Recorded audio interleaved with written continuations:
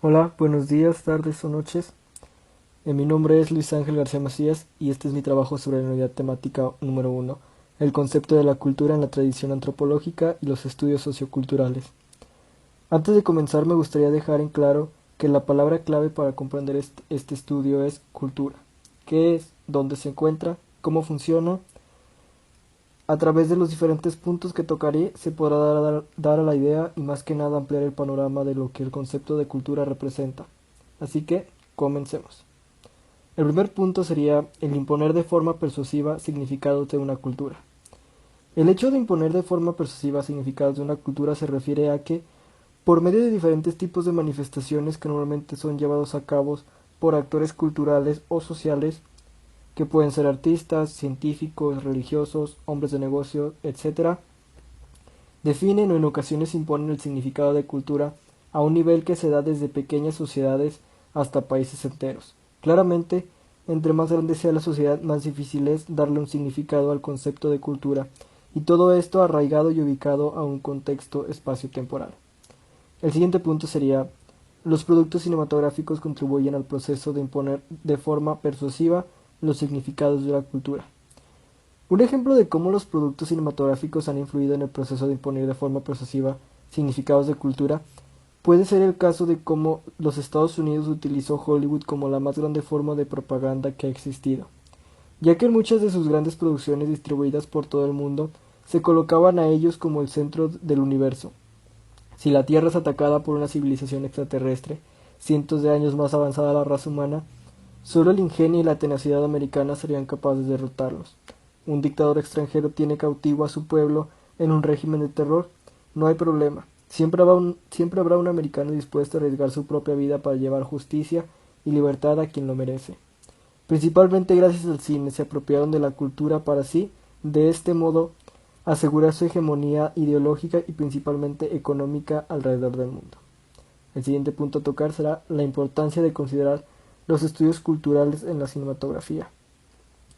Hay una gran importancia al momento de considerar los estudios socioculturales en la cinematografía, porque al momento de crear un mundo, por más fantasioso y alejado de la realidad que sea, invariablemente su contexto cultural tendrá que estar relacionado a uno existente. De otra manera pierde sentido y se vuelve plano. Y esto lo podemos ver en películas como Taxi Driver, que el estudio sociocultural es más que evidente, hasta películas como Mulholland Drive de David Lynch, que a pesar de tener una lectura más complicada por su naturaleza surrealista y poco ortodoxa, toma como partida un estudio sociocultural de la industria hollywoodense para contar una historia bastante inusual.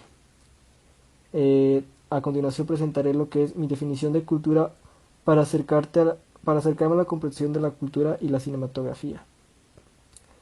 Aún así, darle una definición textual a algo que tiene infinidad de significados es prácticamente imposible, pero a grosso modo yo definiría la cultura como la manera absoluta de asimilar el universo en el que existimos y así configurar nuestra propia idea de realidad. El siguiente punto a tocar será la relación que tiene la cultura con la cinematografía. Y en cuanto a la relación que la cinematografía tiene con la cultura y viceversa, creo que ya he dejado en claro que es algo totalmente directo, y la cinematografía en conjunto con las demás artes son una rama de esta y que al mismo tiempo son herramientas que nos ayudan a darnos nuestras propias definiciones de cultura.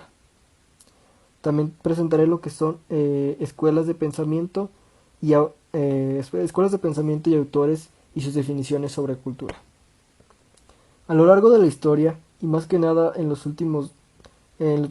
dos últimos siglos, han existido varios autores y escuelas de pensamiento que han tratado de entender por sus propios métodos qué es la cultura y todo lo que ésta conlleva, e incluso cómo nos afecta como sociedad, entre otras cuestiones y características que la misma conlleva.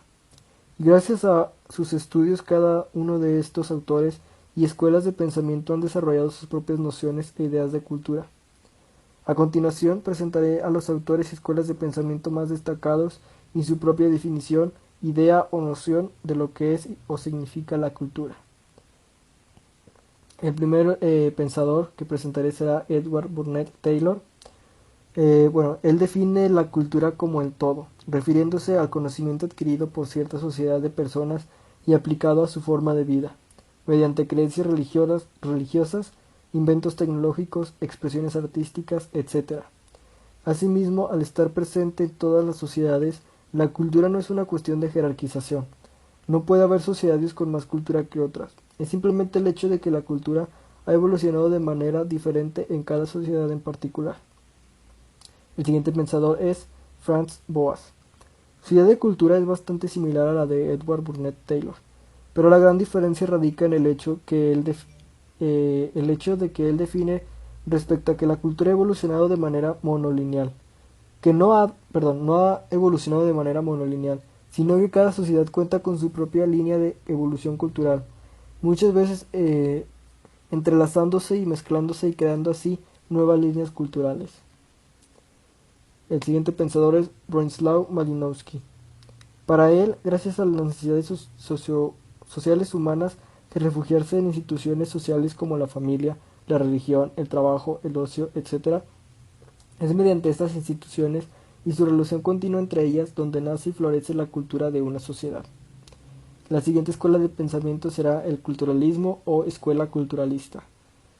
Esta escuela de pensamiento, dada en Estados Unidos en los años 30, pone a la cultura como la manera de regir el comportamiento humano, es decir, todo tipo de acción ejecutada por un ser humano en cierto contexto es parte de su cultura y es la guía para entender su comportamiento.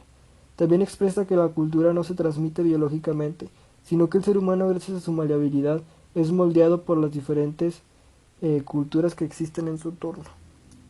Finalmente tenemos a la antropología cultural francesa y a Levi Strauss.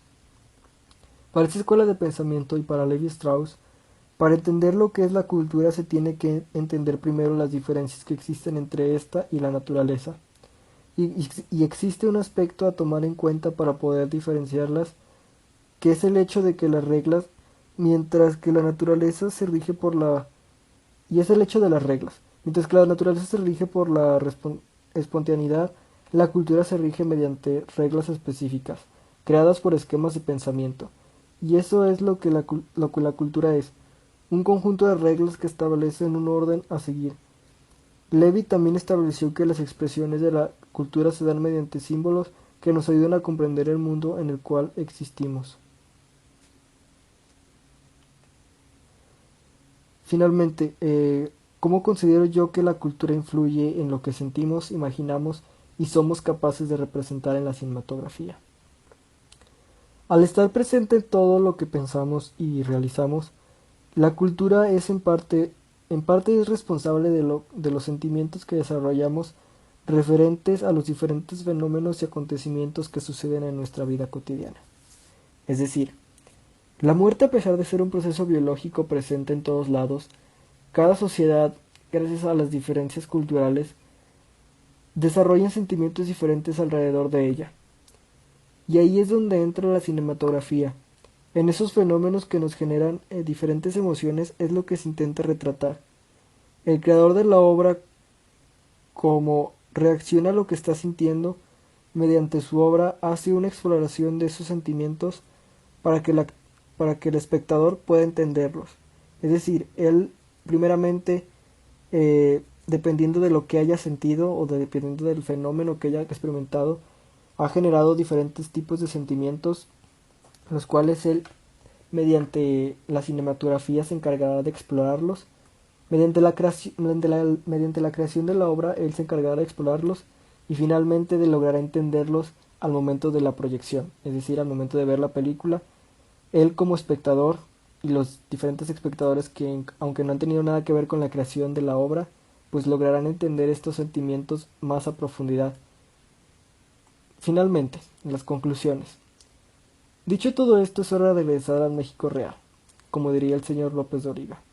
Si al principio del curso tenía una ligera noción de por qué esa frase escandalizaba tanto a Mónica Mayer, ahora lo comprendo de mejor manera. El hecho de tener la idea de que la cultura es una completa abstracción de la realidad es que no se comprende en lo más mínimo lo que la cultura representa. Y no digo lo que significa porque ahora también comprendo la ambigüedad del término cultura.